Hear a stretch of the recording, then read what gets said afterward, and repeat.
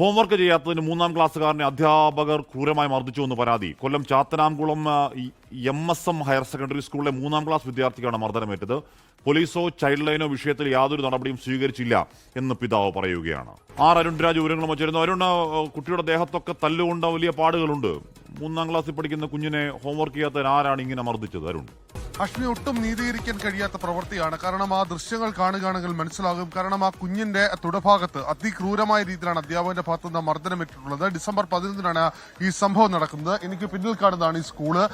MSM Chathanamkulam സ്കൂളിലാണ്. ഈ സ്കൂളിൽ ഹോംവർക്ക് ചെയ്യാത്തതിനാണ് മലയാള അധ്യാപകന്റെ ഭാഗത്ത് ഇത്തരം ക്രൂര മർദ്ദനം ഉണ്ടായതായി ഇപ്പോൾ ഈ മാതാപിതാക്കൾ ഇപ്പോൾ ആരോപിക്കുന്നത്. നമ്മളോടൊപ്പം ഈ കുട്ടിയുടെ പിതാവ് നമ്മളോടൊപ്പം ചേരുന്നുണ്ട്.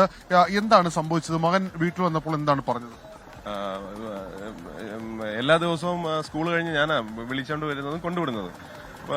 ട്യൂഷൻ 4:45 ട്യൂഷൻ വിടുന്നതിന് മുന്നായിട്ട് സ്കൂളിൽ നിന്ന് വന്നിട്ട് ഇവനെ കുളിപ്പിച്ചിട്ട് നമ്മൾ ഭക്ഷണം കൊടുക്കുന്ന ഒരു പരിപാടിയുണ്ട്. കുഞ്ഞു മക്കളല്ലേ, അപ്പം ഞാൻ കുളിപ്പിക്കാൻ വേണ്ടി 3 പേര്, മൂത്ത ആള് സ്വന്തമായിട്ട് കുളിച്ചോളും.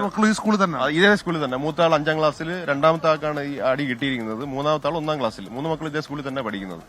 അപ്പൊ 2ാമത്തെ കുഞ്ഞിനെ ഞാൻ കുളിപ്പിക്കാൻ അവൻ ഒരു തരത്തിൽ വരുന്നില്ല. സാധാരണ അവൻ തന്നെ വരുന്നില്ല. അങ്ങനെ ഞാൻ ബലം പ്രയോഗിച്ച് നിക്കർ ഊരിച്ചപ്പോഴത്തേക്ക് പൊട്ടിക്കരഞ്ഞു കുഞ്ഞ്. ഭയങ്കരമായിട്ട് നിലവിളിക്കുന്നു. ചോദിച്ചിട്ടൊന്നും പറയുന്നില്ല.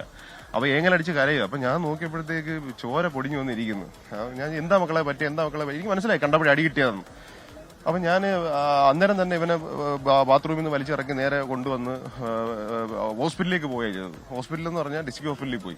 ഹോസ്പിറ്റലിൽ പോയപ്പോൾ അവര് DMO, പിന്നെ അവിടെ ഡ്യൂട്ടിയിലുണ്ടാകുന്ന 2-3 ഡോക്ടേഴ്സ്, ലേഡി ഡോക്ടേഴ്സ് ഉണ്ടായിരുന്നു, മെയിൽ ഡോക്ടേഴ്സും ഉണ്ടായിരുന്നു. അവരെല്ലാം വളരെ വിശദമായിട്ട് പരിശോധിച്ചിട്ട് അവര് എനിക്ക് മെഡിക്കൽ മർദ്ദിച്ചതെന്ന് ഞാൻ അവനോട് പിന്നീട് ചോദിച്ചപ്പോൾ അവൻ പറഞ്ഞെന്ന് വെച്ചാൽ, വാപ്പി എന്റെ 2 കൈയും ഡെസ്കിന്റെ മുകളിലോട്ട് പിടിച്ചു വെച്ച് കൈ, എന്നിട്ട് ഈ അധ്യാപകൻ അവന്റെ കൈയുടെ പുറത്ത് കൈ വെച്ച് തപ്പിപ്പിടിച്ച്.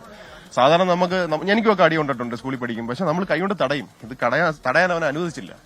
എന്നിട്ട് മൾട്ടിപ്പിൾ ടൈംസ് അടിച്ചിരിക്കുക ഒരേ ഭാഗത്ത് തന്നെ. അതുകൊണ്ടാണ് ഇത് ആ തൊലി ഉരിഞ്ഞു പോയത്. ബ്ലഡ് ഊസിംഗ് ഫ്രം ലെഫ്റ്റ് പഠിച്ചിരിക്കുന്ന മെഡിക്കൽ റിപ്പോർട്ട്. ബന്ധപ്പെട്ടപ്പോൾ സ്കൂളിൽ നിന്ന് ആരെങ്കിലും വിളിച്ചിരുന്നു? സ്കൂളിൽ ബന്ധപ്പെട്ടപ്പോൾ സ്കൂളിൽ നിന്ന് വിളിക്കുകയല്ല. പിറ്റേന്ന് 12-ാം തീയതി രാവിലെ 7 മണി തൊട്ട് 3 സെറ്റ് ഓഫ് വിസിറ്റേഴ്സ് എന്റെ വീട്ടിൽ വന്നത്. അതിലറിയാവുന്ന 2-3 പേരുണ്ടായിരുന്നു, അധ്യാപകർ 2-3 പേരുണ്ട്. എന്റെ മകനെ പഠിക്കുന്ന ഒരു അധ്യാപകനുണ്ടായിരുന്നു, മറ്റ് മാനേജ്മെന്റ് സ്റ്റാഫുകളുണ്ടായിരുന്നു, മാനേജ്മെന്റ് ഇറ്റ്സെൽഫ് അവരുണ്ടായിരുന്നു. അവര് പറഞ്ഞു, ഞാൻ വന്നപ്പോഴേ പറഞ്ഞു, ഒരു തരത്തിലുള്ള കാര്യത്തിന് ഞാൻ നിൽക്കത്തില്ല, എനിക്ക് ഇത് നിയമപരമായിട്ട് ഞാൻ മുന്നോട്ട് പോകും. കാരണം എനിക്കുണ്ടായ എന്റെ മകനുണ്ടായ ട്രോമ എന്ന് വെച്ചാൽ അത്ര വലുതാ. അവന് എന്നെ ഒഴിച്ച് വേറെ ആരെ കണ്ടാലും പേടിയാ. ഇപ്പോഴാ കുഞ്ഞൊന്ന് വന്നിട്ട് പറഞ്ഞു, മാനേജ്മെന്റ് അത് നമുക്ക് പറ്റിപ്പോയി, ക്ഷമിക്കണം, ഇതൊന്നും കേസും പ്രശ്നങ്ങൾ വേണ്ട, ഇത് നമുക്ക് ഒതുക്കി തീർക്കാന്നുള്ള രീതിയിൽ തന്നെ അവർ വന്നത്.